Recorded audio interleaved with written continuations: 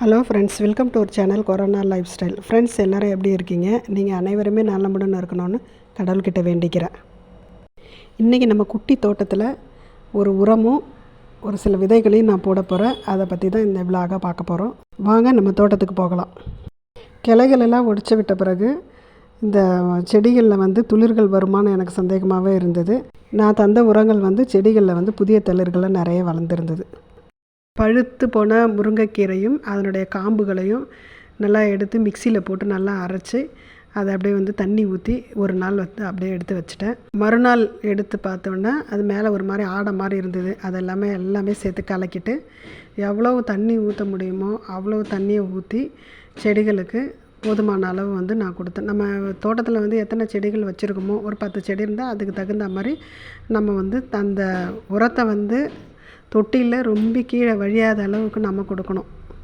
ஈரப்பதம் அதிகம் உள்ள தொட்டிகளில் கொஞ்சமாகவும் சுத்தமாக காஞ்சி போயிருக்கு இல்லையா, ஒரு சில தொட்டிகளில் தண்ணியே இல்லாமல் அந்த மாதிரி தொட்டிகளில் நான் ஒரு கப்பு அளவு ஊற்றி விட்டேன். இதே போல் இந்த உரத்தை எல்லா செடிகளுக்குமே நான் ஊற்றி விட்டுட்டேன். இந்த மாதிரி உரங்களில் தான் நான் செடிகளுக்கு எப்போயுமே தருவேன். ஆனால் அது நல்ல ரிசல்ட்டை தரும் நமக்கு. செடிகளில் உரங்கள் ஃபுல்லாகவே செடிகளுக்கு தந்துட்டு அப்படியே பார்த்தோன்னா ஒரு செம்பருத்தி செடியில் ஒரே ஒரு பூ பூத்துருந்தது. செம்பருத்தி செடி அதையும் பார்த்துட்டு விதைகள் வாங்கி 1 வருஷத்துக்கு மேலேயே ஆகுது. நான் சங்குப்பு விதை இருக்குமான்றதுக்காக தான் இந்த பாக்ஸை ஓப்பன் பண்ணி பார்த்தேன். கடைசியாக பார்த்தா இதில் முள்ளங்கி விதை, கொத்தவரங்காய் விதை, மிளகாய் விதை, வெண்டைக்காய் எல்லா விதைகளும் இதில் இருந்தது. அந்த 5 o'clock 5 மணிக்கு பூக்கும் இல்லையா, அந்த விதை இருந்தது. இது வெண்டைக்காய் விதை.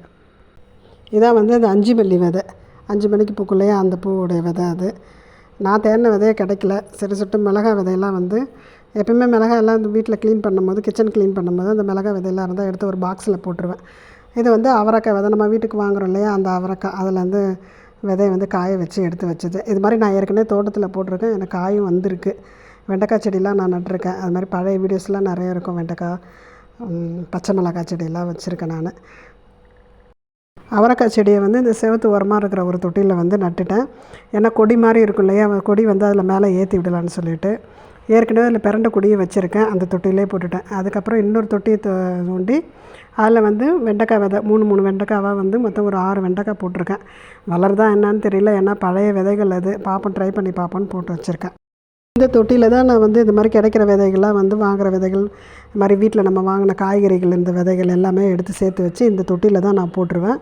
இதில் வளர்ந்த பிறகு அந்த மிளகாய் செடி என்னென்ன செடியை எடுத்து தனித்தனியாக தொட்டியில் நான் நட்டுருவேன். அதே போல் அந்த பெரிய தொட்டியிலேருந்து எடுத்து வச்ச மிளகாய் செடி தான் இந்த செடிகள்.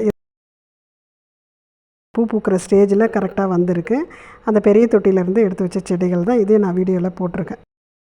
காலியான தொட்டிகள்லாம் மீதி இருந்த வெண்டைக்காய் விதைகளெல்லாம் போட்டு விட்டுட்டு அப்படியே தண்ணியும் தெளித்து விட்டாச்சு. நம்ம ஈஸியாக வீட்டிலே வளர்க்கக்கூடிய செடிகள்னு பார்த்தோம்னா வெண்டைக்காய், முள்ளங்கி, அவரைக்காய், பச்சை மிளகாய், அப்புறம் சின்ன வெங்காயம், தக்காளி செடி.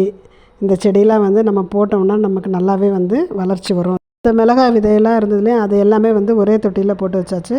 அது கொஞ்சம் வளர்ந்தவுடனே எடுத்து வேறு தொட்டியில் நம்ம மாற்றிக்கலாம் அப்படின்னு சொல்லிட்டு. ஓகே ஃப்ரெண்ட்ஸ், இந்த விலாக் இதோட முடியுது.